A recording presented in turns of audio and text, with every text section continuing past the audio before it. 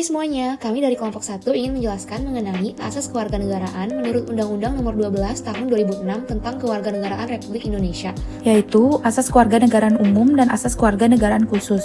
Asas kewarganegaraan umum adalah asas yang berkaitan dengan cara-cara memperoleh kewarganegaraan yang mencakup asas ius soli, asas ius sanguinis, asas kewarganegaraan ganda, dan asas kewarganegaraan tunggal.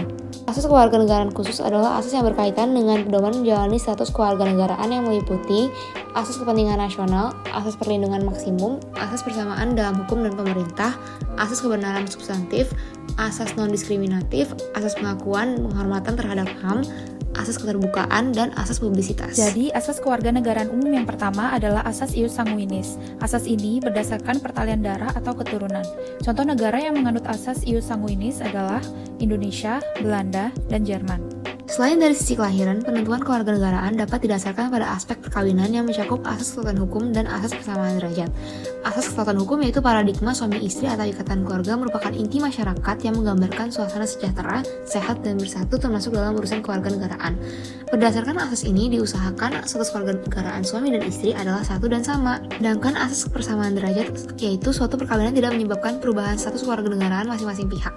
Asas ini menghindari penyelundupan hukum, misalnya seorang yang berkewarganegaraan asing ingin memperoleh status kewarganegaraan suatu negara dengan cara berpura-pura melakukan pernikahan dengan perempuan di negara tersebut, dan setelah mendapatkan kewarganegaraan itu, ia menceraikan istrinya. Yang kedua adalah asas ius soli. Asas ini adalah penentuan status kewarganegaraan berdasarkan tempat atau daerah kelahiran seseorang. Contoh negaranya adalah USA, Brazil, atau Meksiko. Pada awalnya, asas kewarganegaraan hanyalah ius soli saja, sebagai suatu anggapan bahwa seorang lahir di suatu wilayah negara, maka ia menjadi warga negara tersebut. Akan tetapi dengan tingginya mobilitas manusia, maka diperlukan asas lain yang tidak hanya berpatokan pada kelahiran.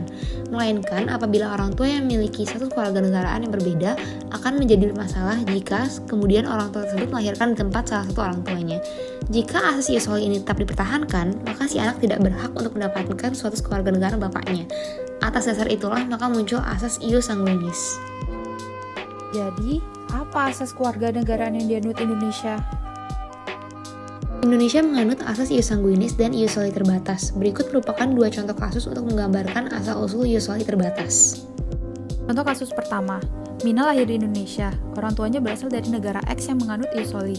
Karena orang tuanya tidak lahir di negara X, Mina otomatis tidak mempunyai kewarganegaraan. Orang yang tidak memiliki kewarganegaraan disebut apatrid. Contoh kasus yang kedua, ada anak WNA yang ditelantarkan di Indonesia.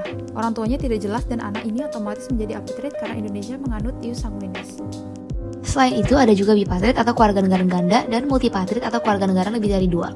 Tetapi Indonesia tidak mengakui kedua hal tersebut karena menganut asas kewarganegaraan tunggal, yaitu hanya mengakui satu kewarganegaraan atau no dual citizenship. Akan tetapi, kewarganegaraan ganda hanya diberikan bagi anak-anak yang lahir dari pernikahan campuran. Contohnya, Tony lahir di Indonesia. Ayahnya orang Indonesia dan ibunya orang Malaysia. Karena sama-sama menganut asas ius sanguinis, Tony berhak mendapatkan kewarganegaraan Indonesia dan Malaysia sampai ia memutuskan salah satu waktu berusia 18 tahun.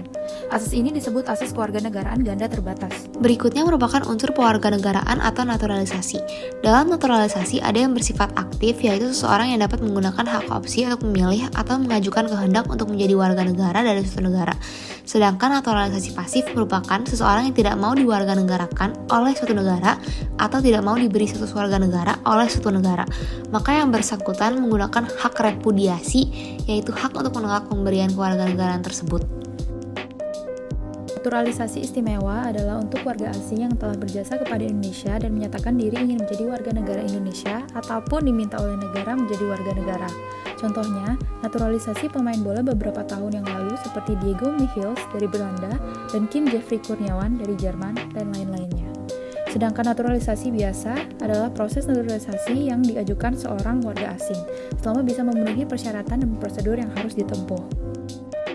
Sekian dari kami mengenai asas kewarganegaraan. Terima kasih karena telah memperhatikan.